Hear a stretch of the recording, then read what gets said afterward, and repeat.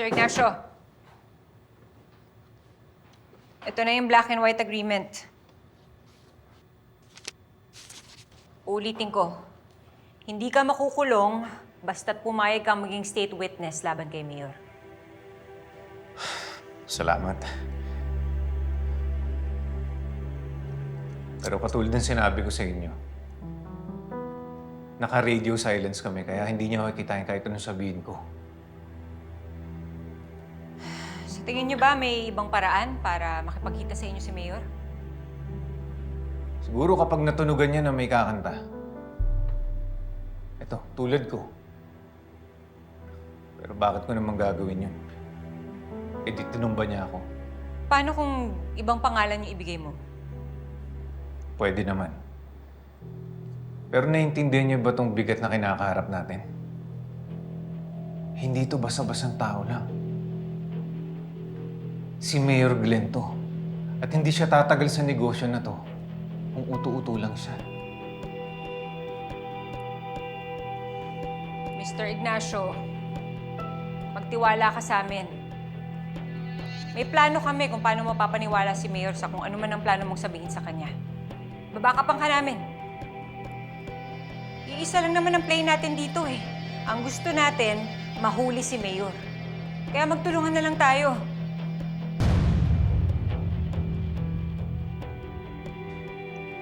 Kung ganun, kailangan kong kontakin si Mayor.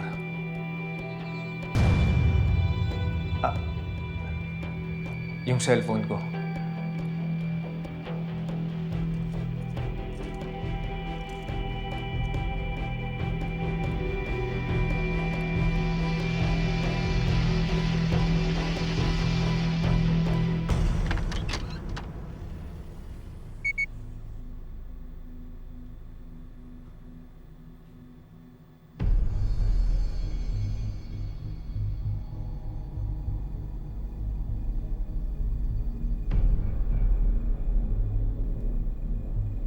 Boss, may problema tayo.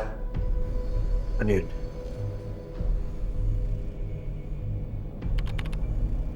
Hindi ko pa alam, Bok eh. Pero mukhang may posisyon to sa organisasyon ni Mayor. Palay natin. Ito na yung big break na hinihintay. Isipin mo, galing pa mismo sa insider. O paano? Masasamahan mo ba ako bukas? Wala pang oras pero ang sabi niya babalikan niya raw ako eh. Pero ang importante, willing siya na makipagkita. O sige, Bok. Okay, sige, balita mo ako ah.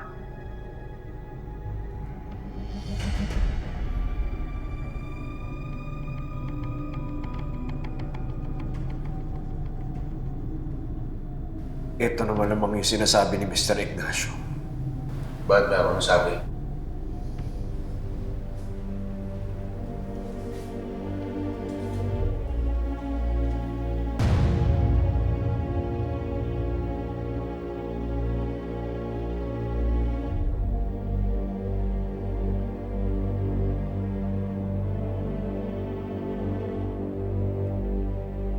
Ano bang ibig sabihin nitong code word niyo, Mr. Ignacio?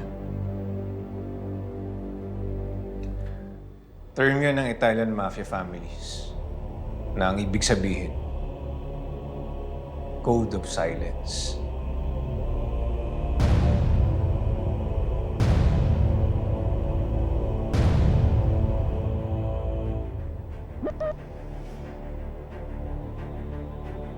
Nag-reply na si Mayor.